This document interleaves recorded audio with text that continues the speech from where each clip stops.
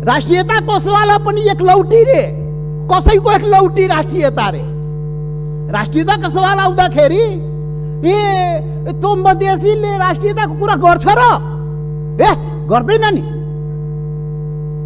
अरे राष्ट्रियता कसैको एक लौटी होइन, याद गर्नुहोस् सभामुख महोदय। म सबैलाई आग्रह गर्न चाहन्छु, राष्ट्रियता भनेको सबैको सम्पूर्ण नेपाली जनताको नेपाली राष्ट्रियता हो। कुनै एउटा वर्ग, एउटा जाति, एउटा समुदाय, एउटा क्षेत्रको राष्ट्रियता हुनै सक्दैन। यदि त्यस्तो राष्ट्रियता भयो भने त्यो पङ्गु राष्ट्रियता हो। त्यो राष्ट्रियता चाहिँ काम लाग्दैन। त्यो राष्ट्रिय एकतालाई सबल गर्न सक्दैन, बलियो पार्न सक्दैन सभामुख महोदय। त्यसैले आजबाट राष्ट्रिय एकताको परिभाषा, राष्ट्रियताको परिभाषा र राष्ट्रवाद राष्ट्रघातको परिभाषा ठिकसँग व्याख्या गरिनुपर्छ र बुझिनुपर्छ सभामुख महोदय।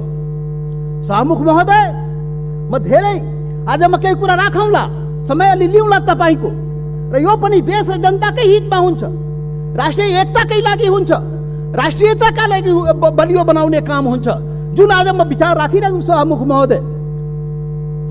सभामुख महोदय, यस्तो संवेदनशील घडीमा एकता देखाउने हो। नेपाली जनताले आफ्नो एकता नदेखाए आफ्नो सवालको लागि, आफ्नो भूमिको लागि त कसले देखाइदिने हो? नेपाली जनताले नै देखाउने हो र नेपाली जनताको प्रतिनिधिमूलक संस्था, यो प्रतिनिधि सभाले देखाउने हो। सभामुख महोदय, हाम्रा धेरै आउला यो संविधान संशोधनको कुरा आएको छ। यहाँ नक्सालाई लिएर त्यो चाहिँ संविधानमा, त्यो अनुसूचीमा संशोधन गर्ने प्रस्ताव आएको छ सभामुख महोदय। तो काला पानी लिपु लेक, लिम्पुवाधुरा सहितको भूमि त्यो नेपालको हो भनेर त्यो चुच्चो त्यो हुने गरी त्यो नक्सा चाहिँ संसदबाट पारित गराउन प्रस्ताव आएको सभामुख महोदय। संविधान संशोधन गर्न प्रस्ताव आएको सभामुख महोदय। सभामुख महोदय मार्फत सम्पूर्ण देशवासीलाई थाहा छ यो संविधानको बारेमा। यो संविधानको बारेमा हाम्रा आफ्ना रिजर्वेसनहरू रहेको छ। यो संविधान पूर्णता पाएन।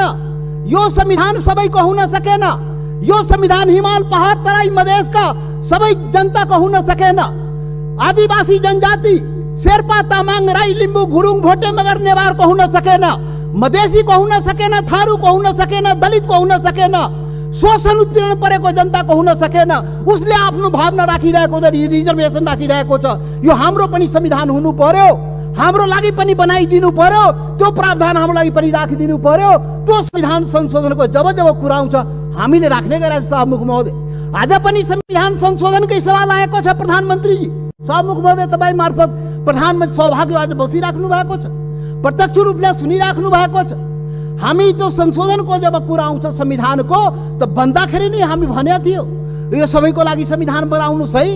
विगतमा त्यत्रो आन्दोलन भयो, यो देशका आदिवासी जनजाति, मधेसी, थारू लगायत दलित सबैले आन्दोलन गरेको छ। त्यो संविधानमा सबैको भावना राखियो सही, हामी भनेका थियौँ। तपाईहरू सहमति गर्नुभएको थियो सभामुख महोदय। यो देशको ठुला पार्टी कांग्रेस, कम्युनिस्ट, माओवादी जतिका के भन्छ एमाले, माओवादी सबैले सहमति गरेका थियो यस्तो संविधान बनाइन्छ र अब यो मुलुकमा विभेद हुँदैन। अब संघीय लोकतान्त्रिक गणतन्त्र आउँछ, सबै नेपाली बराबर हुन्छ, कुनै समुदाय, कुनै वर्ग, कुनै क्षेत्रप्रति केही अन्याय हुँदैन भनेर भनिएको थियो, सम्झौता गरिएको थियो। तर बन्दाखेरि त्यो भएन। त्यो पीडा त भन्न पाइन्छ नि अहिले संविधान संशोधन गर्ने बेलामा। हामीले त भने हो सभामुख महोदय, जब प्रधानमन्त्रीले नक्सा बनाउनु भयो हामीले भनेको थियौँ राम्रो गर्नुभयो। नेपालको भूमि फिर्ता ल्याउने कुरा जुन गर्नुभयो, नक्सा बनाउनु भयो, राम्रो गर्नुभयो। सर्वदलीय बैठकमा हामी सबैले एकमतले सरकारलाई, प्रधानमन्त्रीलाई हामी भन्यौँ तपाईँ अगाडि बढ्नुहोस्, यो चाहिँ भूमि चाहिँ नक्सा बनाएर मात्रै हुँदैन, फिर्ता ल्याउने पनि कुरा गर्नुहोस् है प्रधानमन्त्रीजी। नक्सा बन्यो। आज संसदबाट के भन्छ संविधान संशोधन समेत गराएर अनुसूचीमा राख्ने कुरा भयो। जब संविधान संशोधनको सवाल आउँछ त्यति बेला हामीलाई त्यो पीडा हुन्छ, किनभने यो संविधानको लागि, यो संविधानको अपनत्वको लागि सैकड़ों जनता चाहिँ जान गुमाएको छ, बलिदान दिएको छ सभामुख महोदय। त्यो पनि राष्ट्रियता हो, त्यो पनि नेपालको जनताको राष्ट्रियता हो, त्यो पनि आफ्नो हक अधिकारको लागि जान गुमाएको छ, सङ्घर्ष गरेको छ, आन्दोलन गरेको छ सभामुख महोदय। त्यसैले सभामुख महोदय जब संशोधन कुरा आउँदाखेरि त्यो कुरा पनि हामी राख्ने गरा। त्यसैले हामीले भनेका थियौँ सभामुख महोदय प्याकेजमा ल्याइदिनुहोस्, यो त्यो कुरा पनि ल्याइदिनुहोस् न, जो हामीले उठाएका सवालहरू पनि त्यो पनि ल्याइदिनुहोस् न, सँगसँगै ल्याइदिनुहोस् न, अनि राम्रो हुन्छ। अनि राष्ट्रिय भूमि मात्र होइन, जनता पनि राष्ट्रियता हो नि त। भूमि मात्रै होइन, जनता समेत, भूमि र जनता मिलाएपछि राष्ट्रियता हुन्छ। जनताको सवाल पनि ल्याइदिनुहोस् न भने आग्रह गरे हो, बिन्ती गरे हो सभामुख महोदय। तर खोइ आएन, मजबुरन हामी चाहिँ छुट्टै के अरे प्राइभेट बिलको रूपमा यहाँ ल्याउनु पर्यो सभामुख महोदय। अब पछि विचार होला सायद। अब यो 7औं संविधान सभामुख महोदय, 6वटा संविधान त नाश भयो मुलुकमा। 70 वर्षमा 7वटा संविधान, 6वटा संविधान यही कुकर्मले गर्दाखेरि, यही गतिविधिले गर्दाखेरि समाप्त भयो। जनताको माग अनुसार समय सापेक्ष संशोधन भएन भने संविधान जाँदो रहेछ। त्यसैले यो 7औं संविधान, संघीय लोकतान्त्रिक गणतन्त्रको संविधान बडा मेहनतले, त्याग बलिदानले नेपाली जनताले ल्याएको छ। त्यसले यो संविधानको रक्षा हुनुपर्छ। रक्षाको लागि त्यसमा समय सापेक्ष जनताको माग अनुसार सुधार परिवर्तन गर्नुहोस्। बाइबल कुरान गीता नबनाउनुहोस्। अब प्रधानमन्त्रीले उचित आवश्यकता भन्नुहुन्छ, खोइ अब कहिले उचित आवश्यकता हुने थाहै छैन। अब खोइ कसरी हुन्छ हो, त्यो भएन सभामुख महोदय। त्यसैले आजको दिनमा त्यो याद गर्न, रिमाइन्ड गर्न खोजेको, सम्झाउन खोजेको यो संविधान संशोधनको सवाल आउँदाखेरि त्यो जनताको, त्यो हिमाल पहाड तराई मधेसका जनताको भावनालाई पनि सम्झिदिनुहोस्। सम्पूर्ण म भनेको थिएँ पहिलो दिनमा, पार्टी ठुलो भयो, दिललाई ठुलो बनाउनुहोस् प्रधानमन्त्रीजी भनेको थिएँ, प्रचण्डजी भन्ने थिएँ। तपाईँ दुईजना शीर्ष नेतालाई दिल ठुलो बनाउनुहोस्, त्यो दिलमा सम्पूर्ण नेपालीलाई समेट्नुहोस्, हिमाल पहाड तराई मधेसका सबैलाई समेट्नुहोस् र सबको नेता बन्नुहोस्, सबको संविधान बनाइदिनुहोस्, त्यो भनेको थिएँ। तर आजसम्म त्यो काम भएन। अब होला कि आज जुन यो संवेदनशील समयमा पनि हामीले कुरा उठाइरहेकोमा अब हुन्छ। त्यसैले सभामुख महोदय, सबै असन्तुष्टिका बावजुद हाम्रो पुरै असन्तुष्टि छ संविधान प्रति, हाम्रो अधिकार प्रति, पहिचान प्रति, यो देशको जनताको अधिकार र पहिचान प्रति, हिमाल पहाड तराई मधेसको जनताको अधिकार र पहिचान प्रति, उसको समानता र विभेद के विरुद्धमा यो विभिन्न कुराहरू, हाम्रा रिजर्भेसन छ, हाम्रा असन्तुष्टिहरू छ। तर पनि आज जब देशको सवाल उठेको छ, राष्ट्रियताको सवाल उठेको छ, हाम्रो भूमिको सवाल उठेको छ, यो अवस्थामा सबै असन्तुष्टिहरूलाई थाती राखी जनता समाजवादी पार्टीले यो प्रस्ताव, जुन यो नक्सा सम्बन्धी प्रस्ताव जुन आएको, त्यो प्रस्तावलाई जनता समाजवादी पार्टीले सहर्ष समर्थन गर्दछ। त्यसलाई हामी सर्वसम्मत रूपले समर्थन गरेका छौँ सभामुख महोदय। याद रहोस्, हाम्रा सन्तुष्टि हिमाल पहाड तराई मधेसका जनता, तो शेर्पा तामाङ राई लिम्बू गुरुङ भोटे मगर नेवार थारू मधेसी दलित, त्यो जनताको भावनालाई बुझिदिनुहोस्। यसरी देश चल्दैन त्यति मात्रै भन्ने हो सभामुख महोदय। यसरी देश नचलाउनुहोस्, यो सबैको देश हो। राष्ट्रियता भनेको सम्पूर्ण नेपालीको जनताको मनमा आफ्नो देशप्रति भावना छ र त्यही भावनाको यहाँ प्रतिबिम्बित यहाँ भएको छ। जति असन्तुष्टि भए पनि जब देशको सवाल आउँछ हामी एकजुट भएर उभिन्छौँ। आज हाम्रो बारेमा त अनुहार हेर्ने बित्तिकै मधेसी, यो त राष्ट्रघाती नै होला, यो त मधेसी, यो त विदेशी नै होला, यो त भारतीय नै हो भनेर कुण्ठाबाट भरिएका नस्लीय चिन्तन बोकेकाहरू आजदेखि त्यो हटाइदिऊ। नेपाली सीमाको रक्षा प्रत्येक मधेसी सेना भएर सीमाको रक्षा गरेको छ सभामुख महोदय। नेपालको सेना त्यहाँ बस्नु पर्दैन। मधेसी जनता त्यो सीमाको रक्षा गरेको छ, इमानदारीसँग गरेको छ। तपाईँ विभेद गरे पनि, तपाईँ अन्याय गरे पनि, सरकारले विभिन्न प्रकारले उसलाई पीडा पुर्याए पनि आफ्नो सीमाको रक्षाको लागि लडेको छ, मरेको छ। त्यसैले सभामुख महोदय, यहाँ अब यो जनता समाजवादी पार्टी, अब भर्खर हामी एकता प्रक्रियामा पुरा पनि भएको छ, निर्वाचन आयोगमा गएको छ, एक भइसकेर यो वैकल्पिक शक्ति निर्माणको लागि, राष्ट्रिय शक्ति निर्माणको लागि हामी प्रक्रियामा अगाडि बढिसक्यौँ सभामुख महोदय। अब अन्तमा सभामुख महोदय, अब तपाईँ लाइन त नकाट्नु होला, अब अन्तमा आइसके। सभामुख महोदय, एउटा कुरा देशवासी जान्न चाहन्छ, ल यो फेरि राष्ट्रघात यो देशमा हुने हो कि? यो राष्ट्रघाती को हो यो देशमा? पहिचान गर्नु पर्यो। यो राष्ट्रघाती हो को यी देशमा देश बेचुवाहरू को हो? अरे देश बेचुवाको खोजी हुनुपर्ने नेपाली जनताले त्यो पनि खोजिरहेको छ। अरे त्यो त हाम्रो छँदै थियो नि, त्यो जमिन, तो काला पानी, लिपू लेक, लिम्बुवा धोरा सहितको नक्सा त नेपालको नक्सामा त थियो 58 वर्ष पहिले। अरे कुन देश बेचुवाले देश बेच्यो? श्वेत पत्र खोइ जारी गरेको? श्वेत पत्र जारी गर्नु पर्दैन? टुडी खेलमा राष्ट्रघातीले झुन्ड्याउनु पर्दैन ढाकछोप गर्ने? अरे सभामुख महोदय, महाकाली सन्धि हुँदाखेरि, अरे 25 वर्ष पहिले महाकाली सन्धि भएको थियो र यही संसदबाट पारित गराइएको थियो।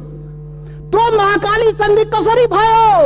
अरे त्यसमै थियो नि महाकाली सन्धिमा लिपुले काला पानी लिम्बुवा धुराको महाकालीको स्रोत, त्यो नदीको स्रोत मुहान कता, त्यो क्लियर भएको भए त हाम्रो जमिन मिचिन थियो र किन भएन? यही संसदबाट पारित गराइएको थियो। कसले पारित गरायो? कसले सम्झौता गर्यो? कसले पारित गरायो? म त सुनेको छु, त्यति बेला म सांसद थिइनँ। पार्टी पनि फोरेर पारित गराइयो भो। अरे कस्तो राष्ट्रवादी काम गरे हो? महाकालीलाई संसदबाट पारित गराउँदाखेरि त्यो मुहानको चाहिँ, महाकालीको मुहानको चाहिँ पत्तो नलाउने र त्यसलाई चाहिँ संसदबाट पारित गर्ने। त्यसैले राष्ट्रघातीको पहिचान हुनुपर्छ सभामुख महोदय। सकिनै लाग्यो सभामुख महोदय। यो राष्ट्रवादी कुरा हो, यो खोखला राष्ट्रवादी कुरा होइन। यो राष्ट्रघातीलाई पर्दाफास गर्नुपर्छ नेपाली जनताको बीचमा। को राष्ट्रवादी हो यो देशमा? राष्ट्रघाती, मधेसीलाई राष्ट्रघाती भन्ने, मधेसीलाई राष्ट्रवादी नभन्ने।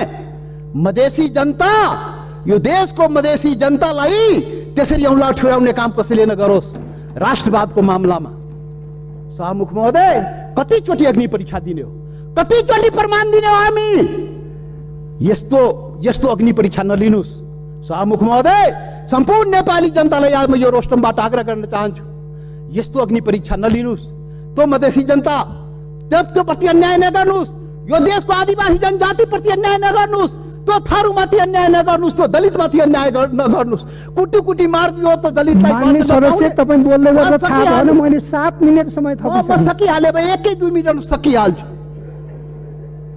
त्यसैले सभामुख महोदय, यति संवेदनशील समयमा पनि सभामुखले मलाई 2 चोटि टोकिसक्नुभयो। कसरी हुन्छ खोइ बुझ्न सकिएन। लकीरका फकीर। अब प्रधानमन्त्री बन्नुपर्छ समय किटान नहुनलाई। यहाँ प्रधानमन्त्री भएर उहाँ प्रचण्डजी र देउपाजी बोल्दाखेरि समय किटान नहुने, किनभने प्रधानमन्त्री रे। अब जनता समाजवादी पार्टी यो देशको प्रधानमन्त्री भएर अनि रोस्टमा आएपछि बल्ल त्यो समय पाउने भयो सभामुख महोदय। ठिक छ, त्यो पनि देखाउला, त्यो पनि नेपाली जनताले देखाउँछ।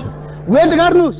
अब राष्ट्रवादी राष्ट्रघातीको पहिचान पनि नेपाली जनताले गरेर त्यसलाई टुरी खेलमा झुन्ड्याउनु पर्यो, श्वेत पत्र जारी गर्नु पर्यो। प्रधानमन्त्रीजी, सरकारलाई हाम्रो आग्रह। त्यसैले अन्तमा अब सभामुख महोदय, अब हात जोडेर प्रधानमन्त्रीलाई के म प्रार्थना गरेको भने, यो कागजमा कोरेर नेपाली जनता पाउँदैन। त्यो जमिन चाहियो के? त्यो जग्गा चाहियो नेपाली जनतालाई, भूमि चाहियो।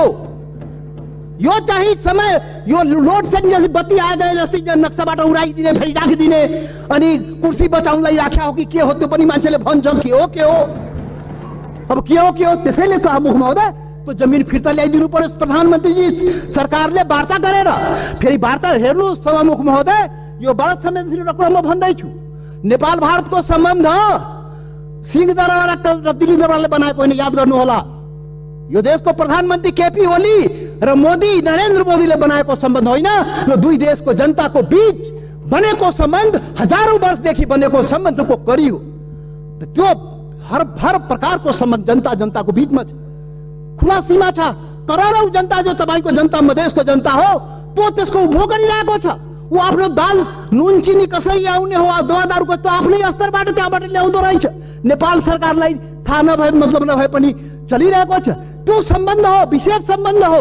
त्यसैले वार्ता राम्रोसँग गर्नुस् र भूमि फिर्ता ल्याउनुस्, वार्ताको माहौल बनाउनुस्, वातावरण बनाउनुस्। यहाँ संसदमा उल्टा पल्टा कुरा गरेर सम्बन्ध के माहौल बिगारेर त चाहिँ अलि अप्ठ्यारो भइजान्छ सभामुख महोदय। त्यसैले त्यो चाहिँ वार्ताको माहौल बनाएर हामीलाई जग्गा फिर्ता चाहियो, नेपाली जनतालाई के अरे यो जग्गा फिर्ता चाहियो। त्यसैले अब जनताले के भन्छ भने यो कोरोनाको अवसरमा जनताको जीवन रक्षा नगर्ने सरकारले हाम्रो भूमिको रक्षा गरिदिन्छ भने जनताले भनिरहेको छ। त्यो चुनौती तपाईको अगाडि छ। जनताको